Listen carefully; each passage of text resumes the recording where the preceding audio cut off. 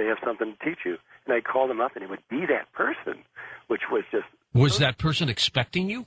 No. Okay. And these were all famous people, everything from Ram Dass to Kalu Rinpoche to on to Kirpal Singh. And I didn't know who... Sometimes I knew who they were. I'd heard of them. But many times there were people that nobody knew at all. Yeah. And I would go there, and they would teach me something that I needed to know. And then when it was done, they would say, okay, now you go on to this other person. Great story. Let's go to Louisville, Kentucky. First-time caller. Hey, Rich, you made it through. Go ahead. Hey, George. Hi. Thank you for taking my call. Of course. I would like to acknowledge your guest tonight. Thank you for the information that you're passing on to the masses and the listeners of Coast to Coast. Thank you. Tonight, I wanted to ask you a question that's been really bugging me a long time. Okay. It's about ancient history in Egypt and about an omission in history of Upper and Lower Egypt. From my studies of ancient history of Egypt, at some point there were two kingdoms in Egypt. That's right. And that there were pharaohs that sit on two different thrones. And they were all kings then. There were no pharaohs until the 18th dynasty. Okay. But go ahead. Well, what has really been bugging me is that there seems to be an omission in history about the people who sat on the throne. I believe it's in Lower Egypt, that were descendants of the original people that were taken into Egypt as Israelites, or as I don't know if they were called Jews at the time. But there seems to have been an omission in their history as far as recorded history is. And I was wondering, do you know anything about the history of the descendants that sat on the throne in Lower Egypt? Okay. Well, that's a good question. I've been given a huge amount of information around Egypt because the scribe of Egypt, Thoth, actually, he was one of the people that these two spheres of light led me to, and I studied with him for 12 years. And he told me a great deal about the history of Egypt and but he was leading me in a very specific direction. He didn't talk much about the Jews or the Hebrews at that time. And I know they were there, but you happen to hit on one thing that I really don't know much about. Do you think there was an ET presence in Egypt? There was an ET presence on Earth for at least for the last 13,000 years, yeah, and a lot longer. Next up, we go to Sean in Madison, Wisconsin. You're up with us east of the Rockies. Sean, go ahead. Hello, George. Hi. And hi, Mr. Melchizedek. What an honor, sir. Hi. Good to meet you. My name's Sean. I'm from Madison, Wisconsin, and the Viscous Circle. And I'm familiar with your Flower of Life workshop and have been since the early 90s. You inspired me to open my third eye, sir, so I really thank you from the bottom of my heart. And, George, I spoke with you and Jay Widener earlier this year. Parts of that night's broadcast ended up on the same song that I had called you about in the first place. Kind of a strange psychic loop that happened there. But Mr. Melchizedek, so many of your ideas and teachings have been the subject matter of my lyrics and stuff for so many years. I just really wanted to tell you thank you, and it would be an honor to send you a copy of my album, Escape Wormwood, when it comes out. Oh, thank you. Yeah, I don't know how to do that, but... when people go to your website, can they email you? Oh, yeah, you can go to drunvalo.net. And we've got that linked up at coasttocoastam.com. I should ask you, too, Serpent of the Light, is it out there in Amazon bookstores? It's on Amazon, or you can go to drunvalo.net, either one. If you go to drunvalo.net, you get it signed. And then you can put it on eBay. Yeah, right. Let's go to, we've got time for one more before the break. Toronto, Canada, Steve, International Line. Stephen, good morning. Hey, gentlemen.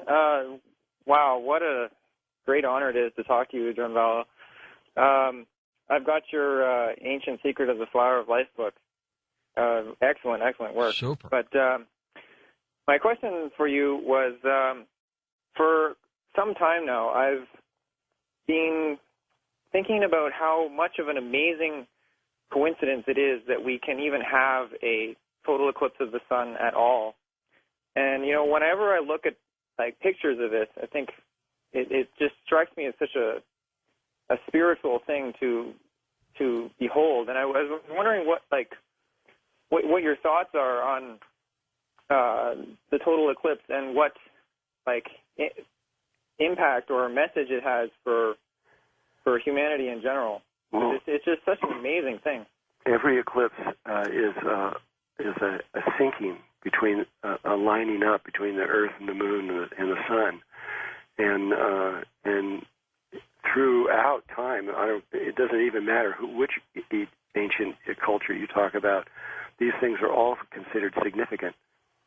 If you remember in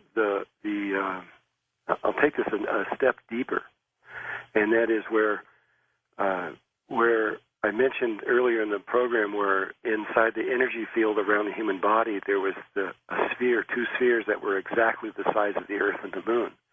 Well, now we found the entire solar system, all the planets, all the sizes, and all of their moons. And not only that, but the shape of the orbits, the maximum, minimum, and mean orbits of all the planets, relative even to each other, like Mars to Earth, is all sacred geometrical patterns. And they're all located inside the human energy field. And so when you begin to realize that the outer world is completely defined by geometrical patterns and embedded inside around every single person, you begin to see that the outer world is not just an accident. It is really defined clearly, and there's much more to the world than we know. It's not just eating and having a job and everything else. There's far, far more to this. The Russians have just invented a new science that is going to completely alter this world in ways that it's just practically every single thing we know is going to be changed, and fast. And what they have discovered is that they've now discovered what gravity is, or at least a better idea than anything that's ever been presented before. This is all the problems in relativity and everything else is usually gravity, quantum physics. And through mathematics, they can determine where every single atom, every proton is at any moment in the universe. We're going to come back with the final phone calls. Coast to Coast AM. Well, next hour, Joshua P. Warren joins us for his weekly Paranormal Moments as we talk about some full-bodied apparitions with Joshua P. When we come back, let's wrap things up here with final phone calls with Drunvalo Melchizedek on Coast to Coast AM. And welcome back to Coast. We'll go to final callers here with Drunvalo Melchizedek. And no relation to the biblical character Melchizedek, huh? Well, really? There may be. Not personally, but it goes back even further. He would appear at will any place, I'm told. Well, Melchizedek is not a person. It's a level of consciousness. It's a consciousness. And there are millions and millions of them throughout the universe. All right, let's go to final calls. You ready? Sure. Santa Monica we go, California. Hello, John. It's your turn. Thanks for holding. Thanks, George. Sure. As usual, great show. Drunvalo, first I want to tell you how privileged I feel to be speaking with you. I'm really kind of in awe that I'm talking. I have spent 5 or 6 years doing research, really intense research, reading people like Jared Diamond, Greg Braden, William Sullivan, Frank Waters, Michael Drosnin, and I read your works. And in order to write a book that I wrote. And of all the works that affected me the most, it was yours.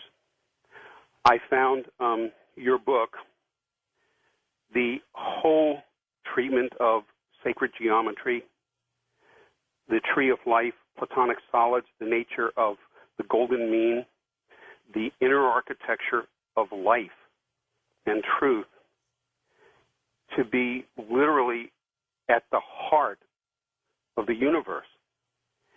And I found it to be that at the heart of your book. I have a question, but I have to explain. It'll take me 30 seconds to explain it to lead up to the question. All right.